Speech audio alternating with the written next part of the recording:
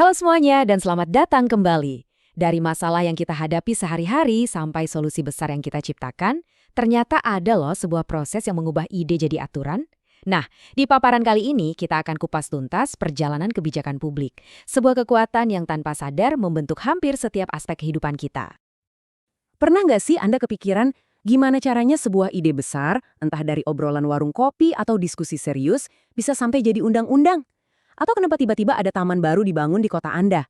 Nah, pertanyaan-pertanyaan kayak gitu, itulah intinya kebijakan publik.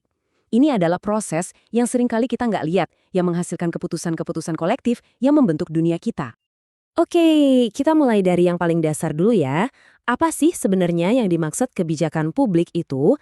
Di bagian pertama ini, kita bakal bedah konsep fundamental yang jadi semacam aturan main di masyarakat kita.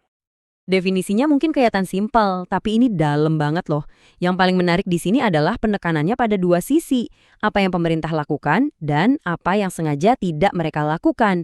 Kadang-kadang keputusan untuk tidak menaikkan pajak atau tidak membangun jalan baru, itu dampaknya bisa sama besarnya dengan sebuah kebijakan yang aktif. Jadi, jangan bayangin ini cuma perintah dari atas ke bawah ya. Kebijakan publik yang benar-benar efektif itu adalah hasil kolaborasi. Ini adalah proses di mana pemerintah dan masyarakat sama-sama bergerak menuju tujuan yang sama, gotong royong buat mecahin masalah, dan ngebangun masa depan. Nah, sekarang kita udah ngerti nih, apa itu kebijakan publik. Terus, gimana cara bikinnya? Anggap aja ini kayak sebuah perjalanan yang punya peta atau cetak biru yang jelas. Perjalanan ini biasanya ngikutin 6 tahap utama, yang kita kenal sebagai siklus kebijakan. Emang sih, ini nggak selalu lurus-lurus aja. Kadang bisa berantakan banget. Tapi model ini ngebantu kita ngerti gimana sebuah ide bisa bergerak dari sekedar wacana sampai jadi program nasional. Yuk, kita telusuri alurnya satu persatu. Oke, semua berawal dari sini. Sebuah masalah teridentifikasi. Misalnya nih, warga ngerasa nggak ada ruang terbuka hijau buat anak-anak main. Terus mereka menuntut pemerintah buat tolong dong bangunin taman kota baru. Tapi kan nggak semua keluhan langsung didengerin ya kan? Di tahap kedua ini, sebuah isu harus berhasil mencuri perhatian.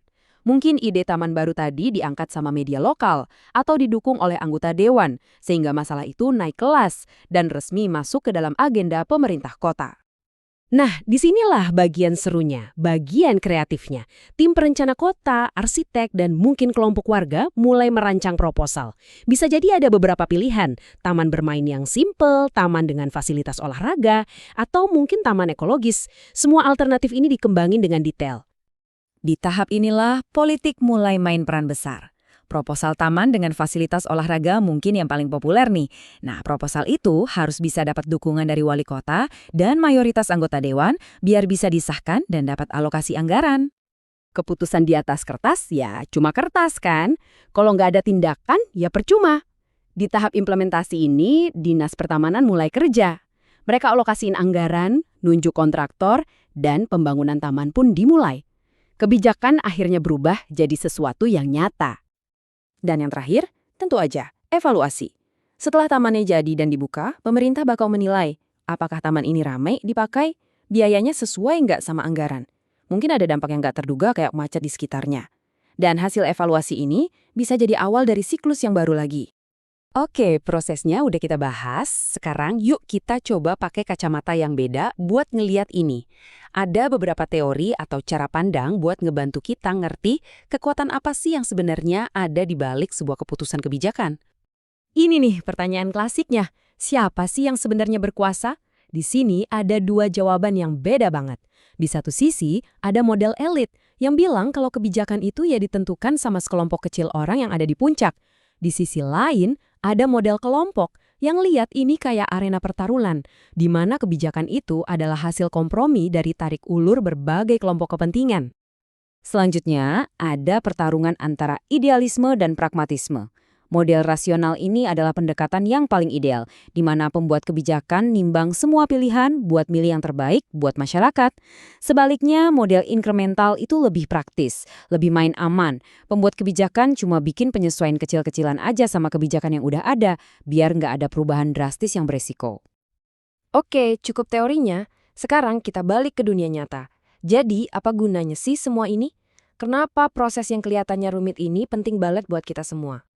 Poin paling pentingnya tuh ini, kebijakan publik itu bukan cuma teori di awang-awang. Ini tuh benar-benar nyata dan langsung ngebentuk lingkungan bisnis dan ya, kehidupan kita sehari-hari. Coba kita lihat beberapa contoh nyata ya.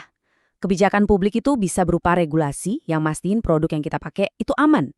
Bisa juga dalam bentuk subsidi yang mendorong tumbuhnya industri energi terbarukan. Bahkan, jalan tol dan jaringan internet yang kita pakai setiap hari itu adalah hasil dari kebijakan infrastruktur. Semua ini adalah aturan main yang nentuin bisnis bisa berkembang atau enggak. Dan kutipan ini ngerangkum semuanya dengan pas. Memahami kebijakan publik dan dampaknya sangat penting bagi para pelaku bisnis untuk dapat beradaptasi dan mencapai keberlanjutan jangka panjang. Artinya, mau Anda pengusaha, karyawan, atau sekedar warga biasa, ngerti proses ini tuh ngasih kita kekuatan buat navigasi dunia modern dan ikut merencanakan masa depan. Jadi, sekarang setelah Anda tahu prosesnya, cetak birunya, saya mau ninggalin Anda dengan satu pertanyaan. Kalau Anda punya kesempatan, masalah apa sih di sekitar Anda yang bakal Anda coba dorong untuk masuk ke dalam agenda kebijakan? Terima kasih sudah menyimak.